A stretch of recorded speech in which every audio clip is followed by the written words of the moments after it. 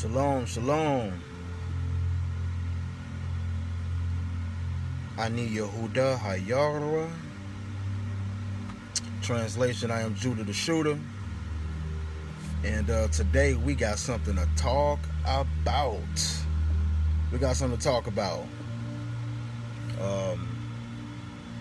My shalom to my brothers, how you doing? How's your peace? To my sisters, my shalamech. Same thing. So we finna go ahead and get started, and probably about a good old minute or two, real quick. Got something to talk about. I want to clear up some misconceptions. I was talking with a brother today, and I believe it don't even matter. He follows a certain camp that teaches a certain doctrine concerning 1 Corinthians 7 and 2. And for those who have never read the scripture, we're going to go over it. But those who have never read the scripture, if you read it for face value, you'd be like, oh man, I never tripped off that. But when you go back into the mindset of the author and the way he wrote it, then it makes you think like, well, hold on, why are we using this scripture to justify this doctrine? So I'm going to go ahead and wait for probably about another 60 seconds. We're going to go ahead and get started. Hopefully everybody was coming on in, got your Bible, because it's going to go down.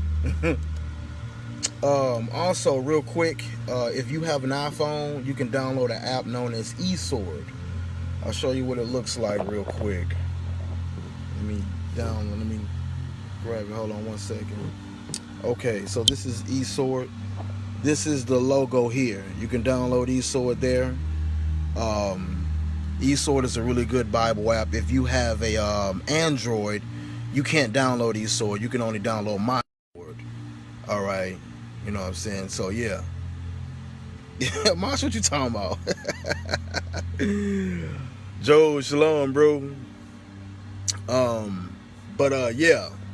So also, Mosh, you crazy. Shout out to my bro Mosh. Also, you can also download the Blue Letter Bible, you know what I'm saying, and those who of course read Hebrew, you can definitely download the Hebrew Bible as well. Anybody know me know that I love to read the Hebrew language. It's definitely a mental stimulation for me. As you see here, Va'ish Asher Yanaf Et Ishet Ish Asher Yanaf Et Ishet Re'ehu Mot Yumat Hanoef. So yeah, I definitely like to read the Hebrew language. You know what I'm saying? Yeah, we finna go ahead and get started. So hopefully y'all coming on in. We're gonna go ahead and get it on in. So now we're gonna go ahead and deal with 1 Corinthians 7 and 2. This is going to be the main topic of discussion. There's a lot of scriptures that I definitely want to go over in the future, showing how scriptures, of course, is always being taken out of context when dealing with the topic of polygyny. Now, not polygamy, but polygyny. Polygamy is the practice of having more than one spouse, versus polygyny is the practice of having more than one wife. So there are certain scriptures that the anti-polygynous community use. I even did a meme on it as well. I made this meme here. I don't know if y'all seen it. Let me pull it up. This is basically what they do. You know, they'll go on, type in polygynous in the Bible, and these are some of the main scriptures that they'll use. I'll probably do a separate video for each one of these scriptures. But 1 Corinthians 7 and 2 is going to be the one that's in question today. All right. So let's go ahead and deal with it. Hopefully you've downloaded the apps and everything. You said I saw it. Shout out to my bro Michael Cole. Shalom. Shalom, shalom, brother. All right, so we're going to go ahead and deal with 1 Corinthians 7 and 2. Let me go ahead and grab it. Oh, wait, real quick. For my Hebrew readers, the first thing you have to understand when dealing with the topic of 1 Corinthians 7 and 2, this is something that is definitely needful for you to keep in mind and understand. Okay. Now, when reading what we call today 1 Corinthians 7 and 2, this was not a book. This was a letter. I'm going to repeat that. this was a letter. All right. So here you have the word Igoret Polos. All right. Polos is who you know as Paul. Igoret means a letter or an epistle. Okay. So the epistle of Paul. Then we have the word here we go. Harishona, meaning the first. El, which means two. Then we have the word HaKorinthim, which you know as Corinthians. So this is the first epistle of Paul to the Corinthians. All right. This is an epistle, a letter, a writing. That's the first thing we have to fully understand when we're reading this.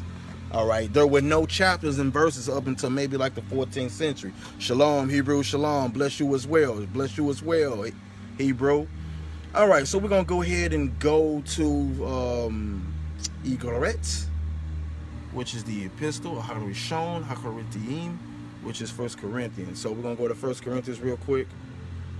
And this source I have here is the Esword. If you don't have it, matter of fact, I'll even pull it up on the blue letter. Oh, it's already pulled up here. Okay, cool. So I got it pulled up on the blue letter as well, blue letter Bible. So you can definitely look at it there. So we'll look at it from both. Okay, so here we go. 1 Corinthians 7:2.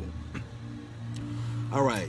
Now this is the verse that they actually use. Now I don't know if you not familiar with a Strong's Concordance. Every one of these things in purple, it shows you what it looks like. So guys, hopefully you be patient with me because I'm not going to move fast. Okay, I'm going to move actually slow. So here we have the word nevertheless, and we're in 1 Corinthians 7:2.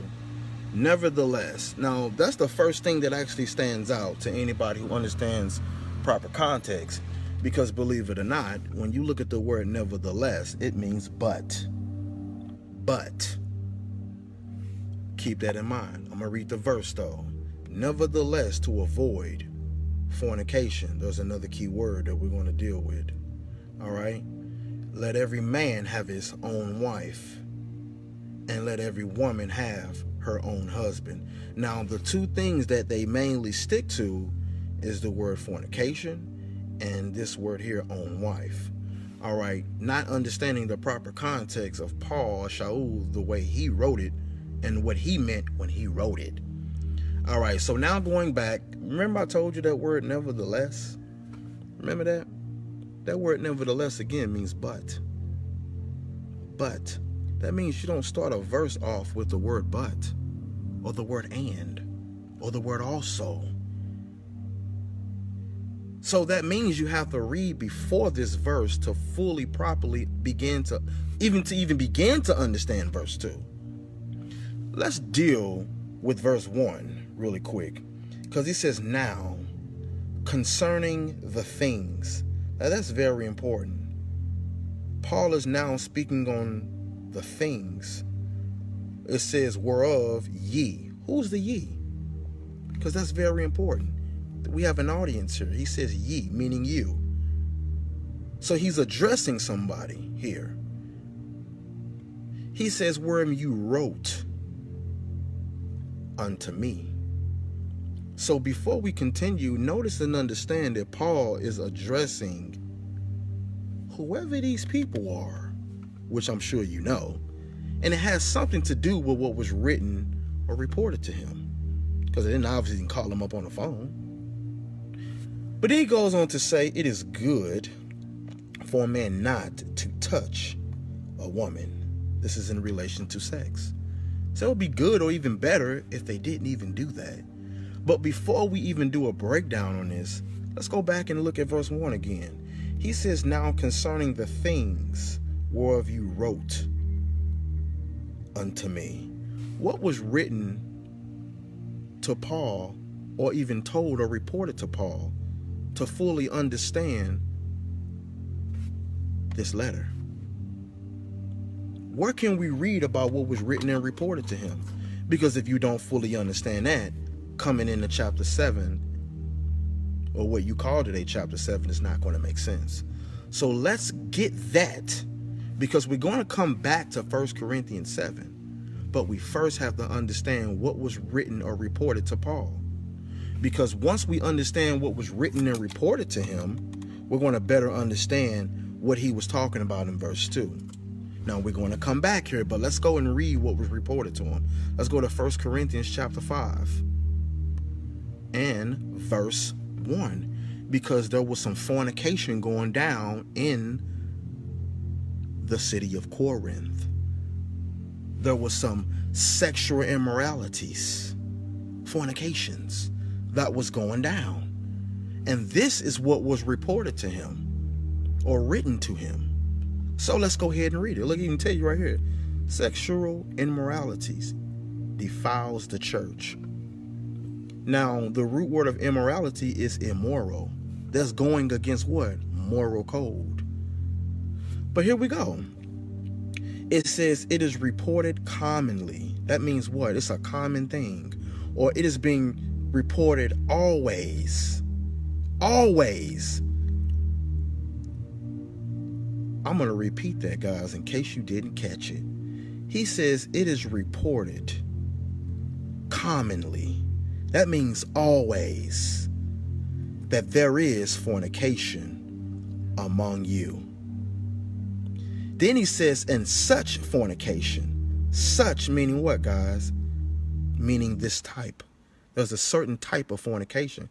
Because what most people don't know, that the fornications, there's many ways to fornicate. And we're going to go over these as well.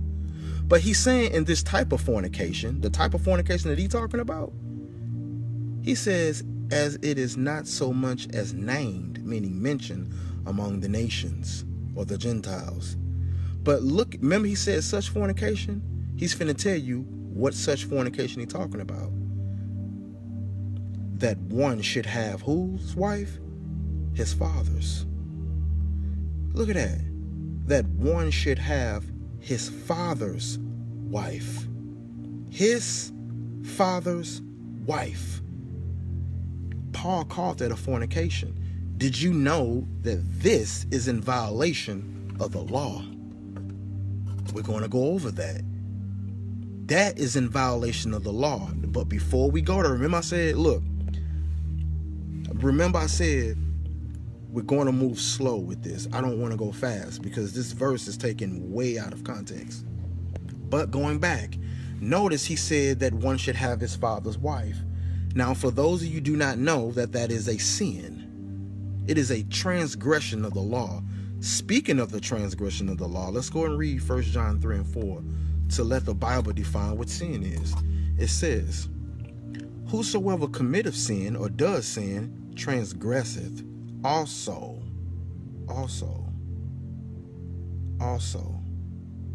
Look at that. Whosoever committeth sin transgresseth also the law. See that? It says, for sin is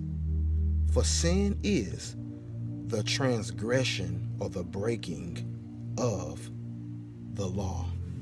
So when you break the law, that is called sin. When you transgress the law, that is called sin. So going back in 1 Corinthians 5, let's go back. 1 Corinthians chapter 5 and verse 1. Remember, we're going to be going back to 1 Corinthians 7. Notice again, he says, it is reported commonly, meaning always, that there is fornication among you. And such fornication, meaning this type of fornication that's going down, obviously, as is not so much as named among the Gentiles, that one should have his father's wife. That's the fornication that's going down. Did you know that this is in violation of Leviticus, the 18th chapter? But before we do, let's look up the definition of fornication really quick, guys. Let's do that. It comes from the Greek word porneia or porneia. All right? Now, the word fornication in this verse, you have harlotry. See that? Including adultery, which is in Leviticus, the 20th chapter. Then it says, and incest. Incest. Okay? It says figuratively, idolatry, fornication. Let's look at the Thayer's definition. It says it lit. That means forbidden. Sexual intercourse. But it's about to give examples on what is forbidden. Because we know sex is not bad. It's who you're having sex with. So, it says here, adultery, fornication, homosexuality, lesbianism, intercourse with animals. Now remember, guys, this is all in Leviticus 18, in Leviticus the 20th chapter. It says sexual intercourse with who? Close relatives. Leviticus 18. Sexual intercourse with a divorced man or woman, and it gives Mark 10, 11, and 12, which is another chapter we're going to go over in the future. Metaphorically, the worship of idols, of the defilement of idolatry, as incurred by the eating of sacrifice offered to idols.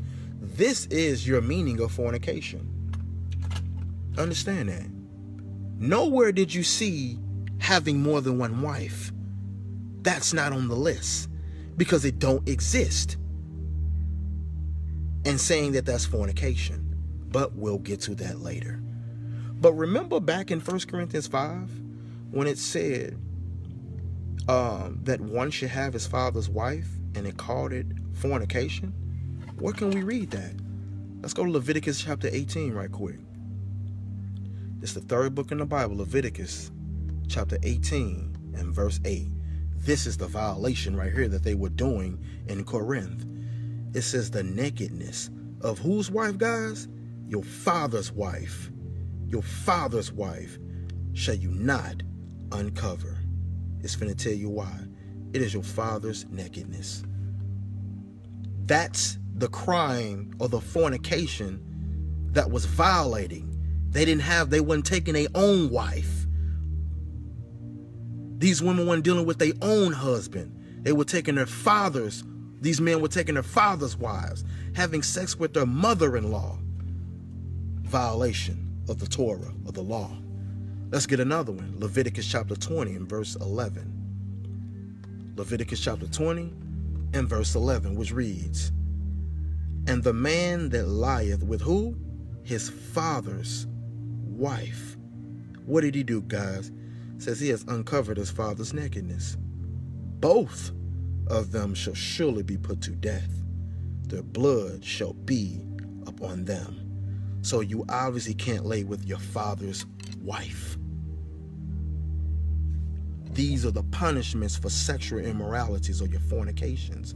So when people say, oh, that's fornication. Okay, well, we're going to go to Leviticus chapter 20 and we're going to read what fornications is. Or we're going to go to Leviticus chapter 18 and we're going to read what the unlawful sexual relations are according to the Bible. That's what we're going to do. So remember once again in Leviticus 18 and 8, when it said the nakedness of your whose wife? Your father's wife shall you not uncover. It is your father's nakedness. Going back to 1 Corinthians 5. Remember, guys, 1 Corinthians 5. He says, it is reported commonly that there is fornication among you. And such fornication, meaning this type of fornication that's going on among you, it says, as is not so much named or mentioned among the Gentiles, that one shall have what? His father's wife. Now, we just seen that that is in violation of Leviticus chapter 18 and Leviticus chapter 20. But what else did he say? And you are puffed up and had not rather mourned, that he that have done this deed, what deed, guys? Taking his father's wife, might be taken away from among you. For I verily or truly am what? Absent in body, but present in spirit. Because when Paul was writing his letter, he wasn't there. That's why he said, I'm absent in body, meaning I ain't there. But it's as if I'm there. Why? Because it's being reported to him commonly. I'm hearing about this. But he says present in spirit and have judged, meaning what?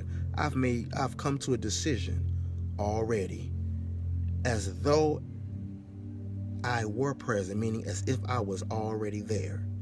concerning him that have so done this deed, this action. What deed is he talking about? He told you here that one should have his father's wife. They done this. That's what they done. Pay attention, guys. Now, that's why he says in verse 8, guys, verse 9, I wrote unto you in an epistle, meaning a letter, not to keep company with fornicators. He was saying, don't even hang with them. These men were sleeping with their father's wives. Let's click on fornicators, what that mean. Look at this, guys. It says to sell. That's prostitution. In other words, for whoremongering, in other words. We'll deal with that in the future. Male prostitute. That is a debauchee. Look at this. Fornicator, whoremonger. Now that sounds a lot like Deuteronomy 23 and 17. Because when you look at Deuteronomy 23 and 17, here it says, there shall be no whore among the daughters of Israel, nor a sodomite of the sons of Israel. What is a sodomite? When you ask people, they'll say that's a homosexual. No. What's a sodomite? It says a sacred person that is technically a male devotee. That's basically what we were just reading there. By prostitution. Look at that. Idolatry. Unclean. Kadesh. Not to be confused with Kodesh, which means holy. So there's a thin line between Kodesh, which is holy, and Kadesh, which is whoredom. Whoredom. But look at the next verse. Thou shalt not bring the hire. What is a hire? What is a hire? A gift as the price of harlotry or idolatry. Hire, reward. That's what he's talking about. Selling your body. Hire of a whore, the price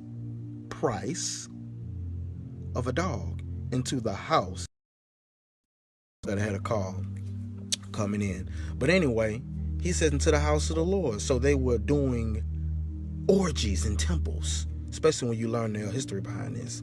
It says, of the Lord thy God, for any vow, for even both these are abomination unto Yah. All right. But that's something we're going to deal with later, because we're going to go back over to Deuteronomy 23, because that's another verse again that's taken out of context. But going back to 1 Corinthians, all right, 1 Corinthians 5, just really quick. Remember, once again, he said, it is reported commonly that there is fornication among you, right? And such fornication, meaning this type of fornication, is not so much named and mentioned among the Gentiles, that one should have whose wife? Did it say his own wife? No, it said his father's wife. So this is what was always being reported to Paul, written to Paul, told to Paul. So Paul, what he was doing was, he was addressing that in 1 Corinthians, the 7th chapter. Now let's go further.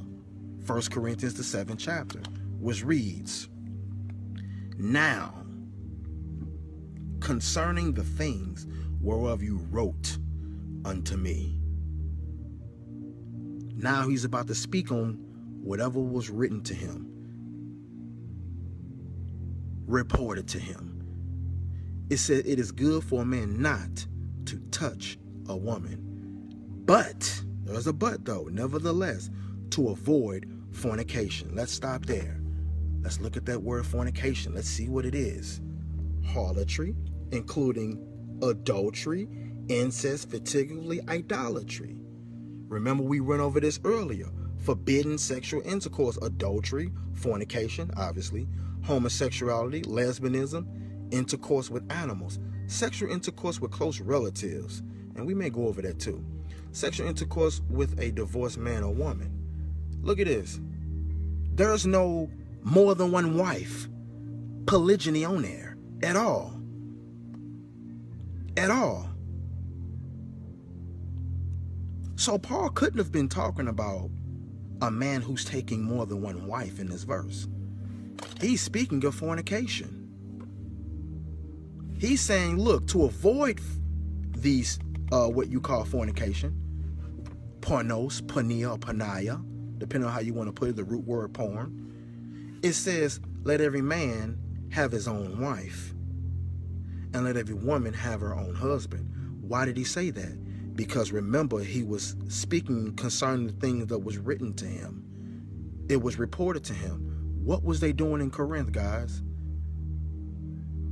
They were having sex with their father's wife. That's why he's saying that. It has nothing to do with polygyny.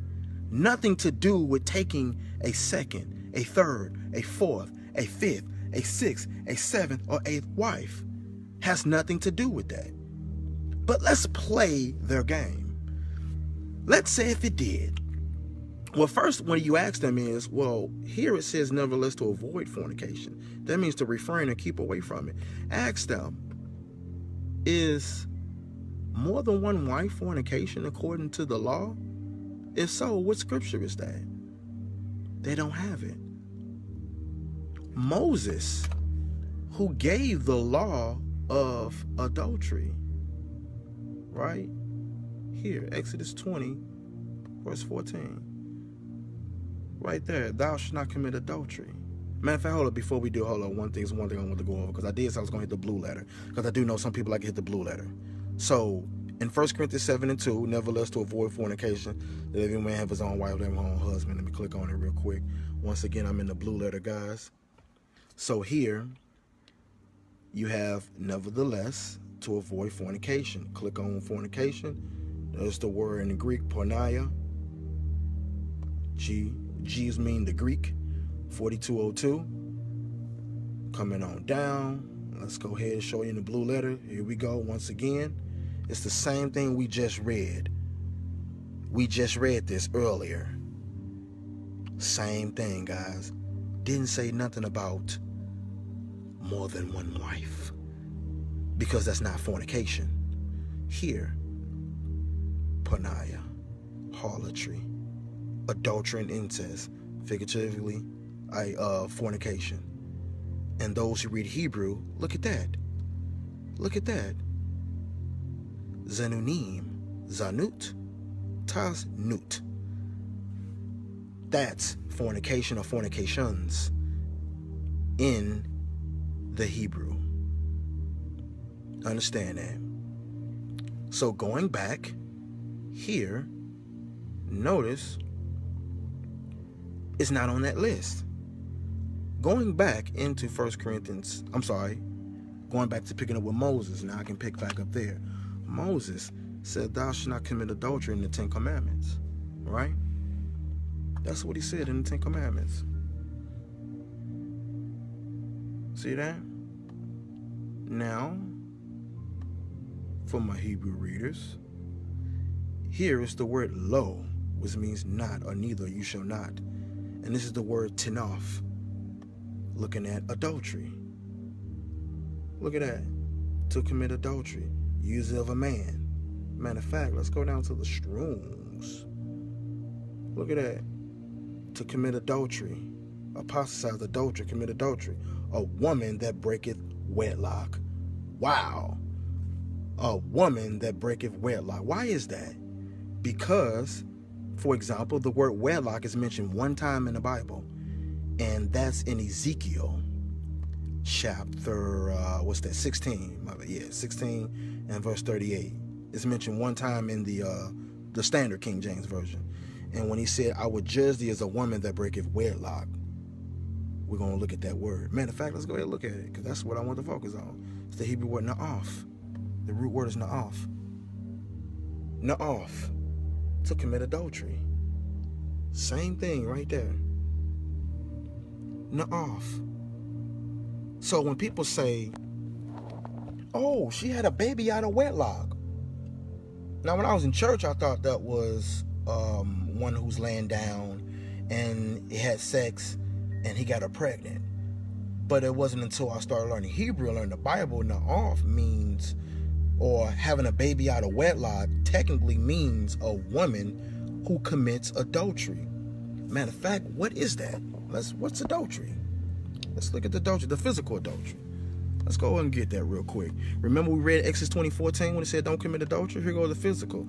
Leviticus chapter 20 and verse 10. It says, and the man that committeth adultery with, look at this guys, another man's wife. Wasn't they doing it in Corinth? Taking their father's wives? Huh? It says, even he that committed adultery with who? His neighbor's wife. Look at that. The woman is taken. His neighbor's wife. The adulterer was to be that man, and the adulteress was to be that woman, shall surely be put to death. So here he's committing adultery with his neighbor's wife, or another man's wife. Look at that. The woman is taken. Understand that? For example, Deuteronomy 22 and verse 22. Hopefully I'm not going too fast. Deuteronomy 22 and verse 22 again. It says, and if a man be found lying, meaning having sex with a woman, what? Married to an husband. She's the one taken. Married to a husband. Then they shall both of them die. Both the man that lay with the woman and the woman. So shall you put away evil from Yisrael, or Israel. Now, once again, guys, I want to touch bases on something. Going back to that 1 Corinthians 7 and 2 once again. Oh, wait, before I do, my bad. Remember, one of the points I was bringing up, Moses. Moses, who told us in Exodus 20 and 14, thou shalt not commit adultery. How many wives did he have? Let's see. Let's go to Exodus chapter 18. Exodus 18 real quick. It says, when Jethro, priest of Midian, Moses' father-in-law, heard of all that God hath done for Moses, for Israel his people, and that the Lord have brought Israel out of Mitzrayim and Egypt, then Jethro, Moses' father-in-law, took Zipporah, which we read about in Exodus chapter 2, Moses' wife. So now we see he had a wife named Zipporah. Moses' wife, after he had sent her back. It says, and her two sons, of which the name of the one was Gershom, was a stranger in a foreign land, comes from the Hebrew word ger, which means a stranger. That's the root word. It says, for he have said, I have been an alien or a foreigner in a strange land. And the name of the other was Eliezer, for God of my father said he was mine help. That's what it actually means. Then it says, and delivered me from the sword of Pharaoh. Now, so now we see his wife here, Zipporah. Remember, she lived in Midian, which what you know today is Saudi Arabia today. But now going into Numbers, the 12th chapter, let's look at that. Numbers, the 12th chapter. Here, it says, and Miriam and Aaron spake against Moses. Because of who? The Cushite. That's what it actually says in the Hebrew text. All right? Or the Cushite. It says woman who he had married. For he had married an Ethiopian woman. Look at that. So Moses, who told people not to commit adultery, had two wives.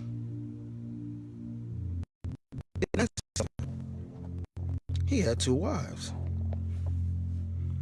These are the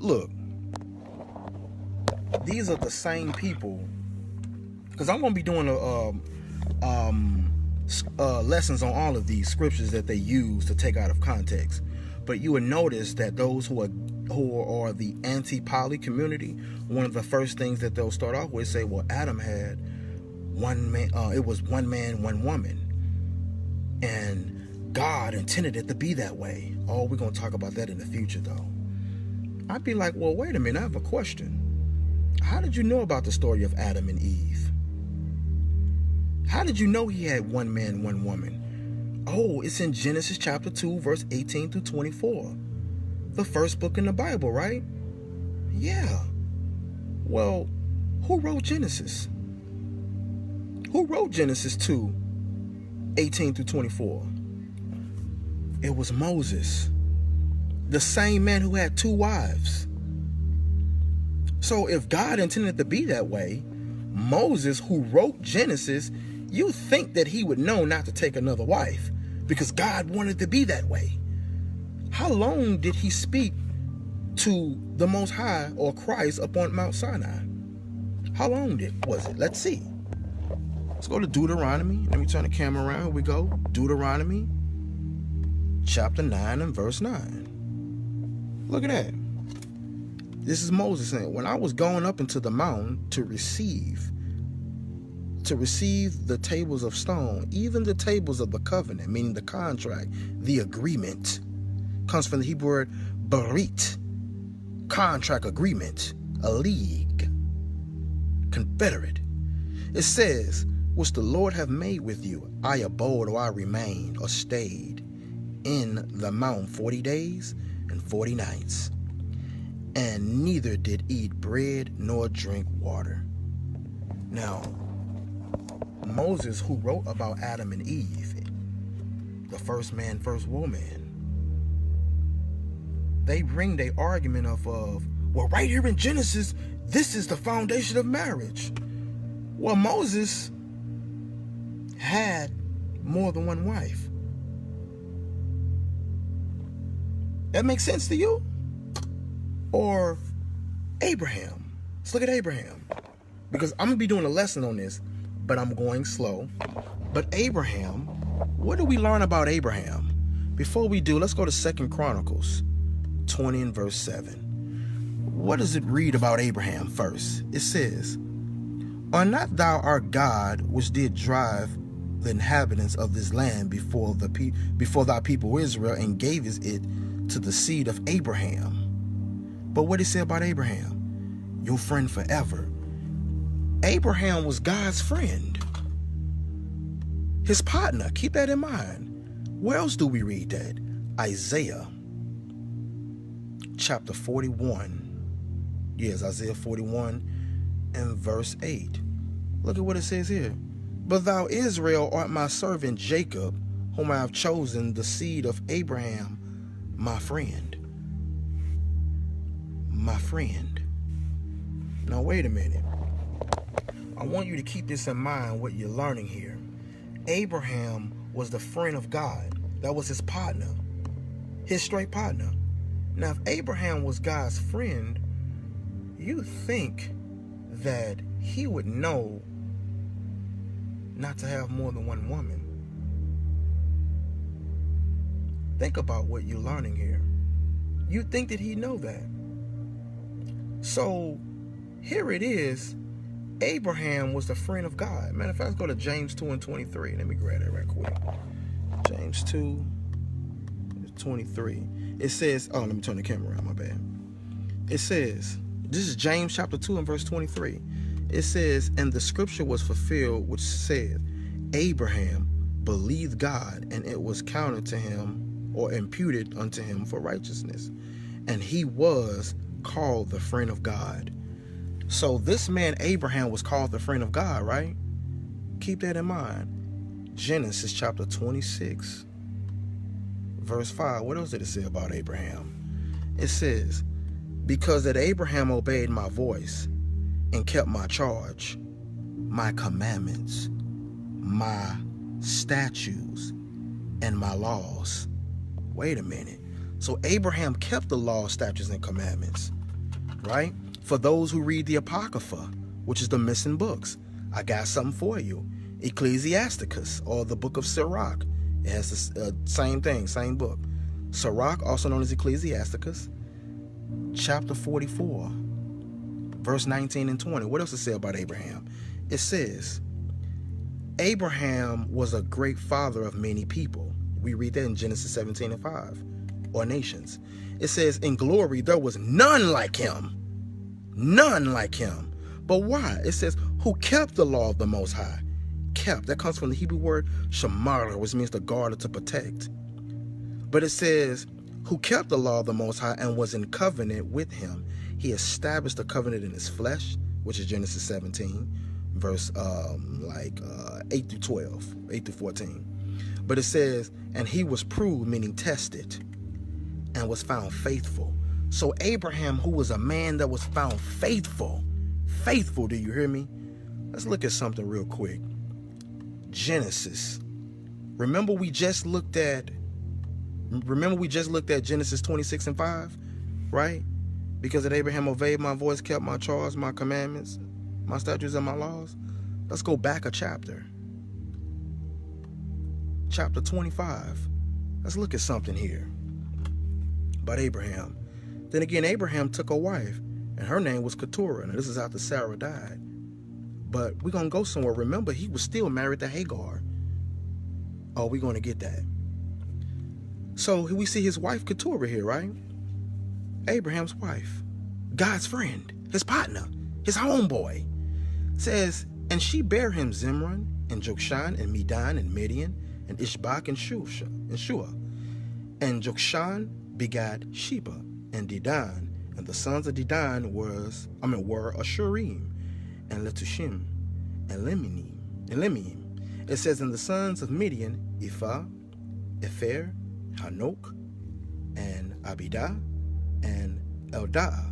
All these were the children of Keturah. Damn, look at that. These were the children of Keturah from Abraham. But I'm not done. And Abraham gave all that he had unto Yitzhak, or Isaac, which means laughter. That was his son. But, there's a but though, but unto the sons of the who? Concubines, that's plural. Wow. Concubines which Abraham had. The concubines which Abraham had. The concubines which Abraham had. Look at that. Abraham gave gifts and sent them away from Isaac his son, while he yet lived eastward unto east country. Now this word concubine comes from the word Polygyny, and that means a paramour, which means a lover. Let's get that real quick. Concubines. Look at that. Polygyny. A concubine, a paramour. That's a lover, guys. That's a lover.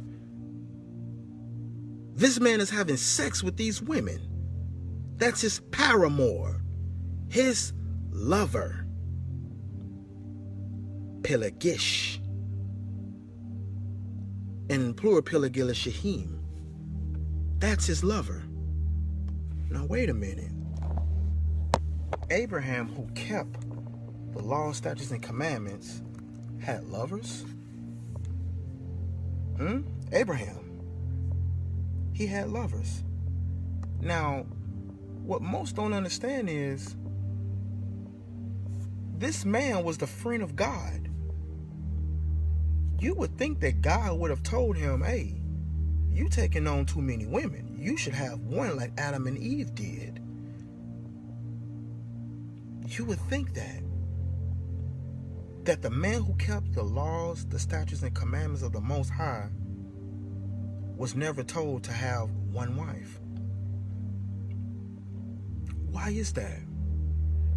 Why wasn't he told that? Huh? Why wasn't he told that? That's something to think about. Now, Abraham, once again, was the friend of God, according to what we read. Now, remember we talked about Sarah and Hagar. Let's grab that right quick. Sarah and Hagar. Let's go there real quick. Genesis chapter 16. And hopefully I'm not going too fast. Hopefully you all are following along and getting some understanding. So if you're coming in, we're just reading about Abraham.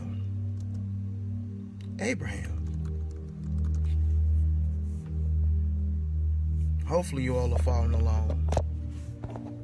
Alright, so let's go ahead and go back to it.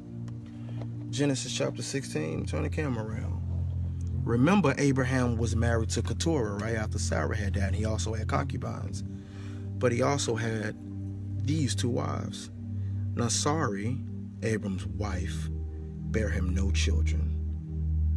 And she had a handmaid, an Egyptian, whose name was Hagar. And Sarai said to Abram, Behold, now the master hath restrained me from bearing. I pray thee, go into my maid, 6, that it may be that I may obtain children by her. And Abram hearkened or listened to the voice of Sarah. And Sarai, Abram's wife, took Hagar, her maid, the Egyptian, after Abram had dwelt or lived 10 years in the land of Canaan, and gave her to her husband Abram to be his wife. So Hagar was also Abraham's wife, along with Sarai or Sarah. Why didn't God step in and say, yo, you shouldn't do that? Let's continue. It says, and when he went in unto Hagar, and she conceived, and when she saw that she had conceived, her mistress was despised in her eyes. What does mistress means? Today's word, that's the secret woman. But it comes from the Hebrew word Gebereth, or Geber. That's the mighty one. That's the woman in charge, in a sense. Where we at? Mistress, lady, mistress. Lady, queen. It comes from the Hebrew word Geber, and that means mighty. So in other words, she was the master of the woman in authority. Sarah was. Why? Because she was also a handmaid. She worked for Sarah. See that? She worked for her. So that's why, of course, she was the one that was in charge. Now, matter of fact, remember, she ended up leaving. Let's jump down to 6. And Abraham said unto Sarai, Behold, thy maid is in thy hand, thy maid, or your handmaid. Do to her as it pleaseth thee. And when Sarai dealt harshly with her, she fled from her face. She ended up running away because Sarah dealt harshly with her. It says, and the angel of the Lord, keep this in mind, the angel of the Lord found her by a fountain of water in the wilderness, by the fountain in the way to Shur. And he said, Hagar, Sarai's maid, whence comest thou? Like, where you coming from? And where wilt thou go? Like, where you finna go? And she said, I flee from the face of my mistress, Sarai. Let's see what the angel of the Lord said. And the angel of the Lord said unto her, Return, go back to your mistress, and what? Submit yourself under her hands, meaning under her authority. So if God intended it only for it to be one man, one woman, why would the angel of the Lord, if you're spiritual, we know that's Christ, why would he tell her to go back? You just keep it going. Why would she be blessed? Because Ishmael was blessed with 12 princesses, as we read in Genesis 25th chapter, verse 17 on down, and it was fulfilled in Genesis 25, verse 12 through 16. Why would God do that? Abraham was a friend of God who kept the law, statutes, and commandments of God, and still had more than one woman and concubines, plural, but was still God's friend. So the reason why I'm bringing this up, and I feel sorry if you came in late, you have to go back. The reason why I'm bringing this up, because when they bring up 1 Corinthians 7 and 2, when it says, nevertheless, to avoid fornication, let everyone have his own wife, let everyone have his own husband, I asked them, well, what's fornication again? Oh, having multiple wives. So Abraham was a fornicator then, is what you're saying. You would have to say that Abraham was a fornicator. You would have to say that Moses, who wrote Genesis, talking about Adam and Eve, had 2 wives. Moses was an adulterer? Is that what you're saying? Don't make no sense. Don't make no sense. I challenge you guys to read Leviticus, the 18th chapter, 1 through 27. Leviticus 20, 10 through 27, I want to say. And you will read the sexual immoralities, the unlawful sexual relations, having more than one wife ain't on the list at all. So I'm going to be doing a lot more lessons on this in the future. But going back, dealing with your 1 Corinthians 7 and 2 here. 1 Corinthians 7 and 2 once again, when it said nevertheless, which means but, to avoid fornication. We've already established what fornication is. Harlotry, adultery, incest, particularly idolatry, fornication. We see it here. All these things on the list. Why don't we see polygyny? A man having man having more than one woman. Now, when you look at polygyny, I don't know if y'all know, but polygyny comes from two Greek words, palus, une. I'll give an example. Matthew 27 and verse 55. When you see these two words, and many women, all I want to focus on is the word many women, because the word many is the word palus. See that? Palus. Palus. The sigma in Greek here is masculine. So that's where you get the word poly. All right? Then you have the word women, which means une. That's where you get jani. So it can mean woman or wife. A woman, specifically a wife. So when you say polygyny, is actually Greek. And it just means many wives or plural wives. Not to be confused with polygamy. I'm anti-polygamous. I don't practice polygamy. Nobody in the Bible practiced polygamy, but they did do polygyny. Now, polygyny is palus une in Greek, but in Hebrew, it's nashim rabot. That's how you say it in Hebrew, nashim rabot. And that means many wives or many women. Because we had concubines, which is lovers or wives. So, dealing with that, the same Apostle Paul who wrote 1 Corinthians 7 and 2, right?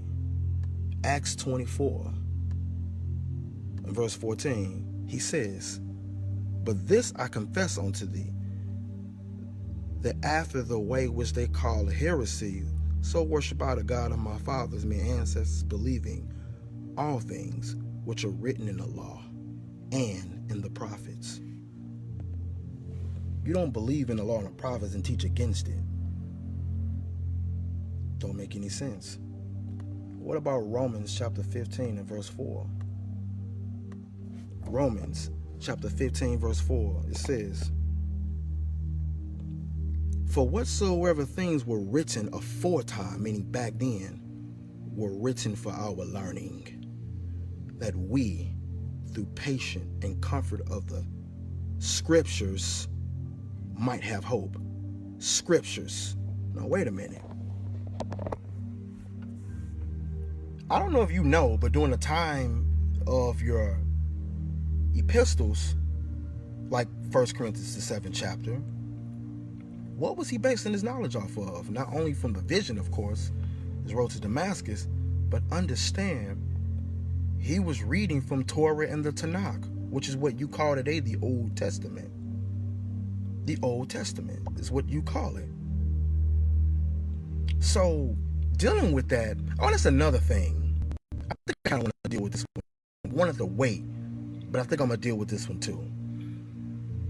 If 1 Corinthians 7 and 2 is saying, it's speaking against polygyny, and it's saying, or setting the standard, one man, one woman, then why would he go on record and say how many wives that the bishops and elders should have, if it was already established one man, one woman? So let's go ahead and deal with that. The same Paul who wrote 1 Corinthians 7 and 2 also wrote this, 1 Timothy chapter 3 and verse 1. He says, look at this, it'll tell you right here, qualifications for overseers, meaning an elder or a bishop. It says, this is a true saying. If, that's an if, guys, if a man desires or lust or want the job or the office of a bishop, he desires the good work. That's a if he want to do that.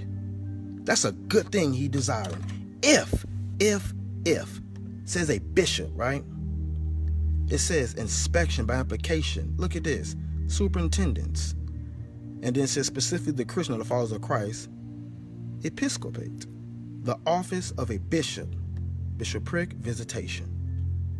See that? This is the person who watches, the elder. So it is saying if he want to do that. Here's the qualifications for the overseers or the bishops or the elders. A bishop then must, it didn't say if there, it says must here. A bishop then must be blameless, the husband of one wife. Now wait a minute. If it was already established, if Paul already established it to be monogamy, one man, one wife, why would he give a number of wives that a bishop could only have? Think about that. That lets you know that polygyny still had to have been instituted. Because if it wasn't, he would have never said that they should have one wife, a bishop. Why? Because it would have already been established. It would have already been established. If it was already established for a man, period, to have one man, one woman, why would he say that a bishop had to have one woman, one wife? Why would he say that? If it was already established during the time of Christ, when Christ came on the scene, why would he say that a bishop had to have one wife if that was already established through Christ? That makes no sense. He was specific in the wives in which they must fit as a qualification, or the qualifications to be an overseer, to be a part of the government of the church, the government body, an overseer. But even a deacon, verse 12, it says, let the deacons be the husbands of how many wives? One wife, ruling their children in their own houses as well. Now, wait a minute. If it was already established for men, period, to have one wife, why would he say the bishops and the deacons had to have one? Why didn't he just say everybody? He specified who had to have one wife, and that was a bishop and a deacon. A bishop or a deacon is an overseer. But let's go back about this bishop. So this is a true saying that if a man desires the office of a bishop, he desires the good work. A bishop then must be blameless, the husband of one wife, vigilant, sober, of good behavior, given to hospitality, apt to teach, not given to wine, can't be a drunk, nor striker, not greedy of filthy lucre, can't be in it for the money, but he had to be patient, not a brawler, not covetous. See that? One that ruleth well his own house, having his children in subjection with all gravity. For if a man know not how to rule his own house, how shall he take care of what? The church of God. So to let you know, this bishop was the one that was taking care of the flock. But we read that same thing in Titus.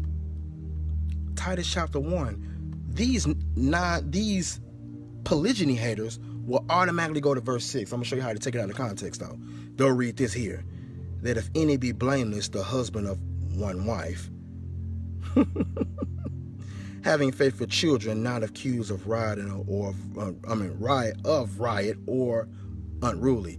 They'll be like, right here it says one wife. It says any. And it says one wife. That's talking about all of us now, Ak.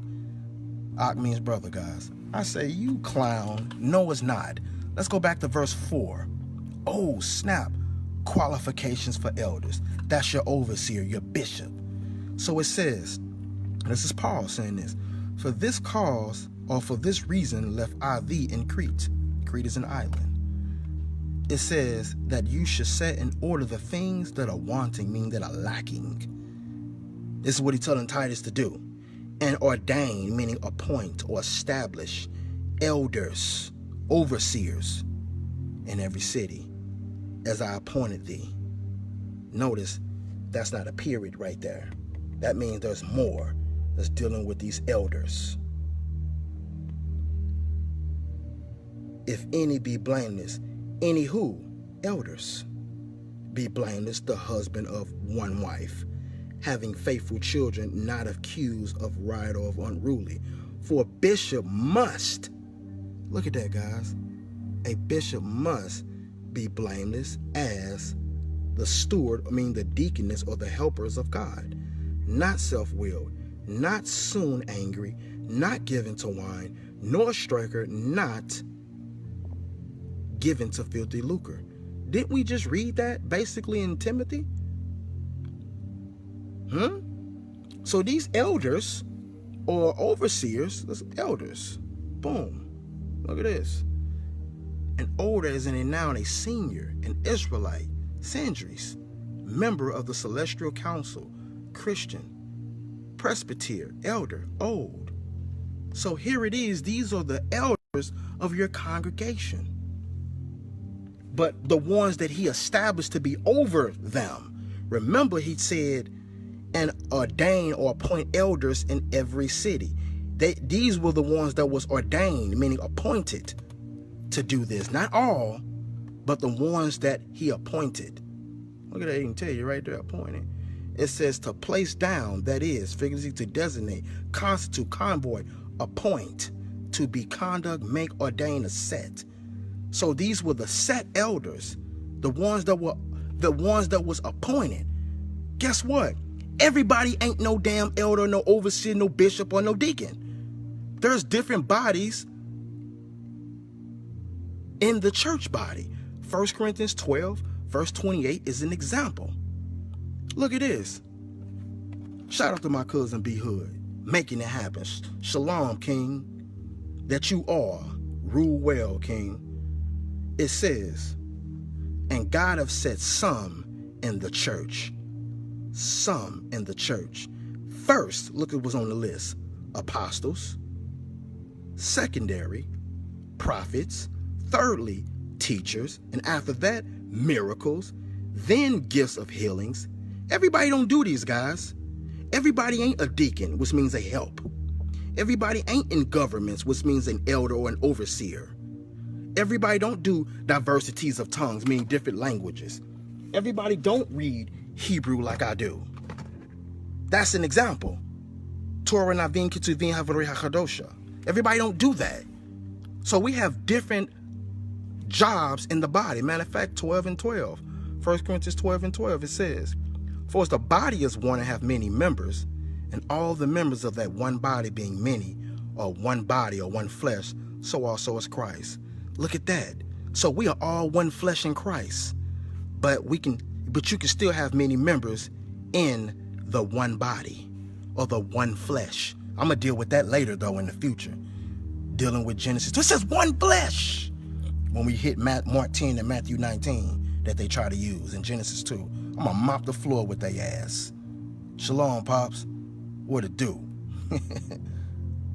So, yeah. But going back, here, governments. Let's deal with that. Look at this, guys. Dictatorship in the church, government.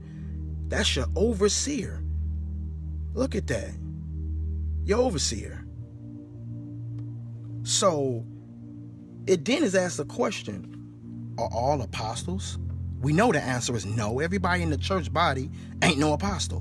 One who's sent, a messenger. Are all prophets? We know the answer is no. Are all teachers? Is everybody a teacher in the church? No. Are all workers of miracles? Have all the gifts of healing? Do everybody got that gift in the church? No. Do all speak with languages? Comes from the Greek word glossa. Do all interpret, meaning translate? No. Not at all.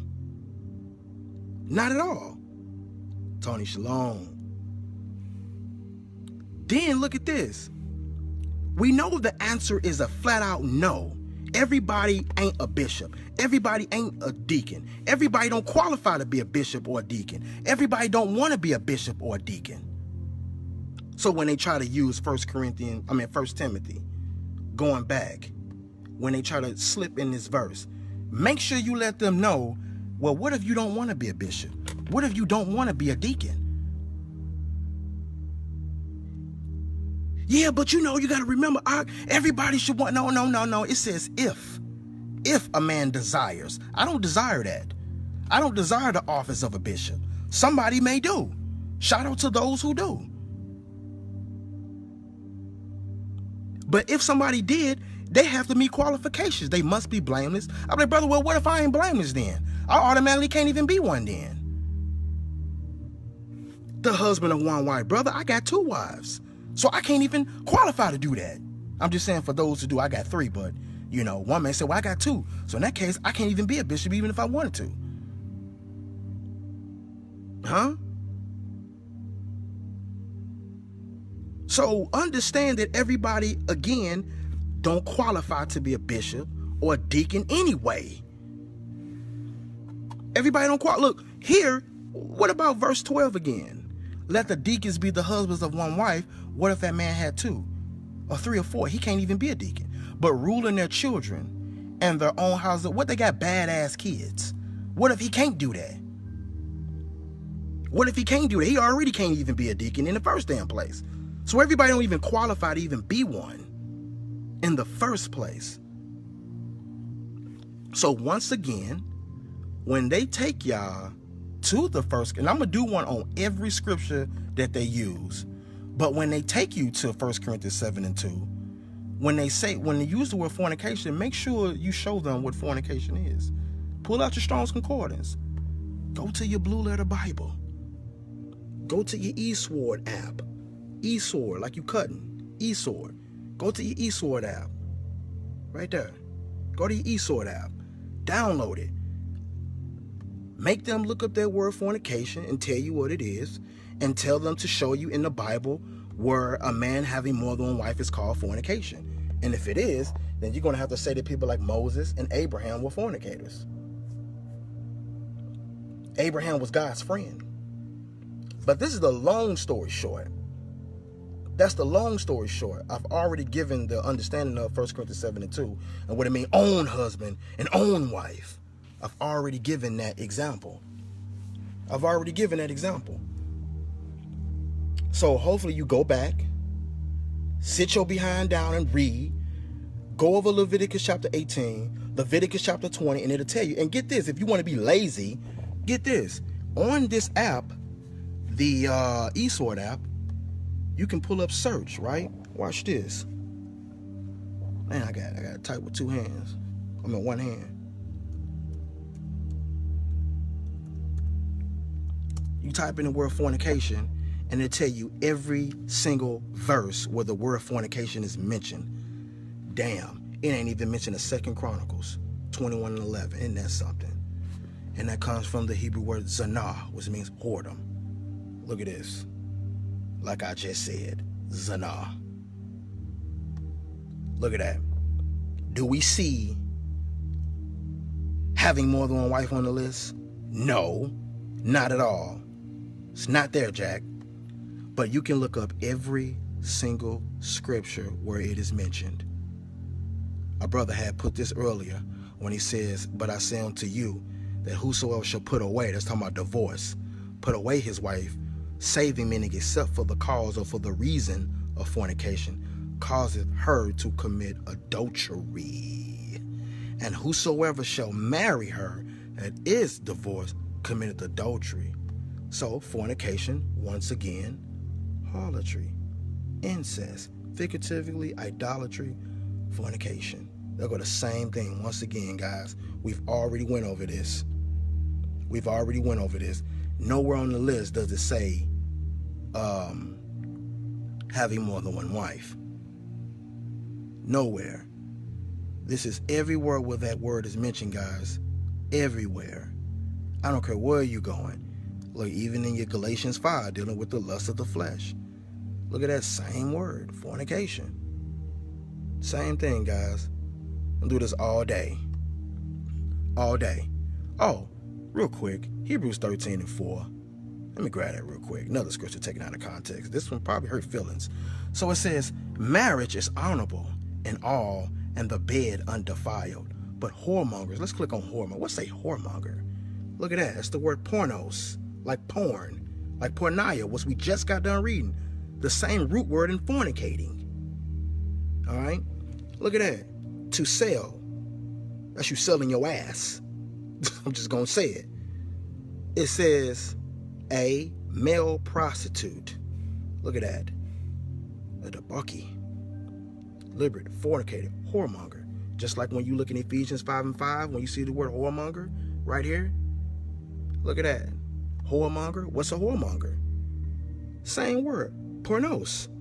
That's you selling your ass. Being a male prostitute. Going back to Deuteronomy 23, which I'll deal with later in the future. So when you hear people say whoremonger, fornicator, fornication, now you, look, now you know what it is, and now you know what it means. Now you know exactly what it is and exactly what it means. But I got a lot that I'm going to be bringing out. 1 Corinthians 7:2 is taken way out of context. I just want to deal with that. Hopefully somebody got some understanding. Anybody got any questions real quick before I dip on out of here dealing with the lesson? Anybody got any questions based on what we said? Or do anybody want me to pull a scripture real quick that they take out of context? I kind of want to wait on that, but I do it. Unless it's one of them hot, juicy ones that I want to wait and have a whole lesson on. You know what I'm saying? So, anybody. Shout out to the House of McFadden, House of Judah Mac, Mosh, my bros, Charles, Rico, all my brothers. Shalom, y'all. Shema, shalom. You know what it is, my brother Shema right there. You a beast too. You a beast too. Straight up. So, dealing with that, anybody got any questions? Because if